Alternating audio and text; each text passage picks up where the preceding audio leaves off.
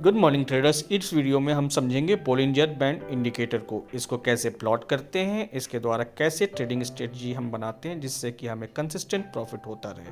पहले हम चलेंगे ऊपर इंडिकेटर में, जहां पे हम टाइप करेंगे बीबी या बोलिंजर बैंड। देखिए बोलिंजर बैंड टाइप करने पे हमारा यहाँ पे हमने क्लिक किया। क्लिक करते ही हमें ये 3 लाइनों के द्वारा एक बैंड के रूप में हमारे चार्ट पे लग जाएगा, जो कि शो करेगा अपर मिडिल और लोअर लाइन को।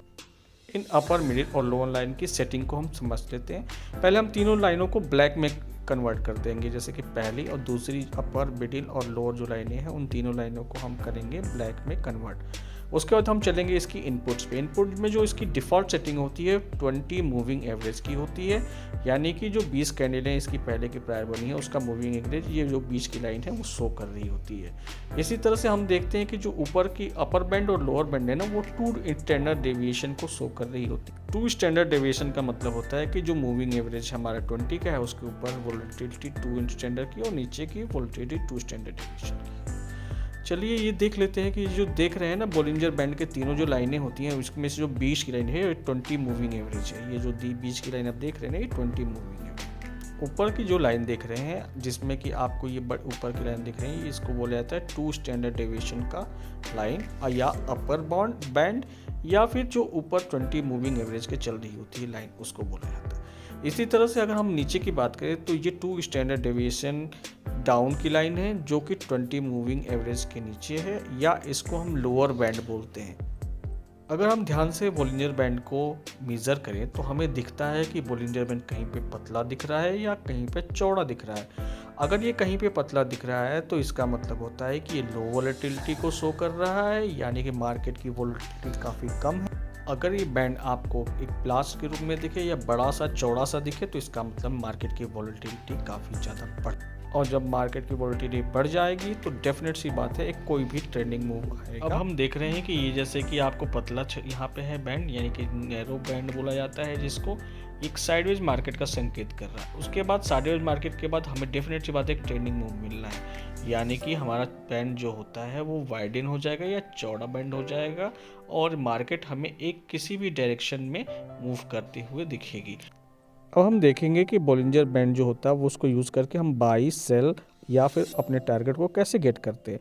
तो बोलिंजर बैंड में जो 20 मूविंग एवरेज होती है काफ़ी अच्छा सपोर्ट का काम करती है। अगर जब भी प्राइस के ऊपर आता है हम बाई करते हैं तो हमारा पहला टारगेट रहता है कि अपर बैंड को टच करे तो हम अपना टारगेट लेके निकल जाएंगे। उसी तरह से अगर सेल में जाते हैं तो हम जब 20 मूविंग एवरेज छोड़ती है लाइन तो सेल करते हैं तो हमारा टारगेट होता है कि नीचे की लोअर बैंड को टच करे तो हम बाहर निकल जाए। ये जो लाइनें होती हैं ऊपर की अपर बैंड और नीचे की लोअर बैंड, ये बहुत ही अच्छा सपोर्ट और रेजिस्टेंस का काम करती हैं, इसीलिए हम उस पर अपना टारगेट सेट करके रखते हैं। चलिए हम बोलिंजर बैंड की ट्रेडिंग स्ट्रेटजी को समझते हैं। मार्केट का एक यूनिवर्सल रूल होता है जिसमें मार्केट कम वोलेटिलिटी से ज़्यादा वोलेटिलिटी में जाती है और उसी तरह से ज़्यादा वोलेटिलिटी से कम वोलेटिलिटी में आती है। तो हमारा बैंड जब पतला हो जाता है, ये जो बैंड चल रहा है पतला हो जाता है, तो ये बताता है कि ये मार्केट की कम वोलेटाइल है, यानी कि ये रेंज मार्केट है। इसी तरह से जब बैंड चौड़ा हो जाता है तो ये बताता है कि ट्रेंडिंग मार्केट है। अब हमने देखा कि हमारा जो बैंड है यहाँ पतला हो चुका है। अब हमें आगे बाई या सेल में कहीं पे भी एंट्री करनी है, क्योंकि एक रेंजिंग मार्केट हमें मिलने वाली है। तो हम क्या करते हैं कि देखते हैं कि ये जो बैंड है इसमें मार्केट ऊपर भी जा सकती है, नीचे भी जा सकती है। ये मार्केट में तो हमें पता नहीं है कि कहाँ जाएगी। हम क्या करेंगे कि एक सपोर्ट लाइन और रेजिस्टेंस लाइन इस रेंजिंग मार्केट में खींच लेंगे, जिससे कि जिस भी दिशा में मार्केट में हमारा जो प्राइस का मूवमेंट ऊपर या डाउनवर्ड होगा हम वहाँ पे बाई करेंगे, एक अच्छा हमें ट्रेंडिंग मार्केट मिल जाएगा। तो इस तरह से हमें हमेशा सपोर्ट और रेजिस्टेंस लाइन खींच के अगर कहीं भी बैंड पतला हो जाता है तो आगे का देखना है। चलिए हम थोड़ा सा पीछे एक बार और चार्ट पे देख लेते हैं कि क्या कहीं और भी बना है पतला। देखिए यहाँ पे एक पतला बैंड बना हुआ है जिस पे हम क्या करेंगे कि पहले हम इसकी पीछे वाली सपोर्ट और जो रेजिस्टेंस लाइन उसको हटा देते हैं, फिर नया सपोर्ट और लाइन और रेजिस्टेंस लाइन को खींच लेंगे। रुक जाइए, पीछे मैं हटा देता हूँ, फिर आराम से इसको खींच के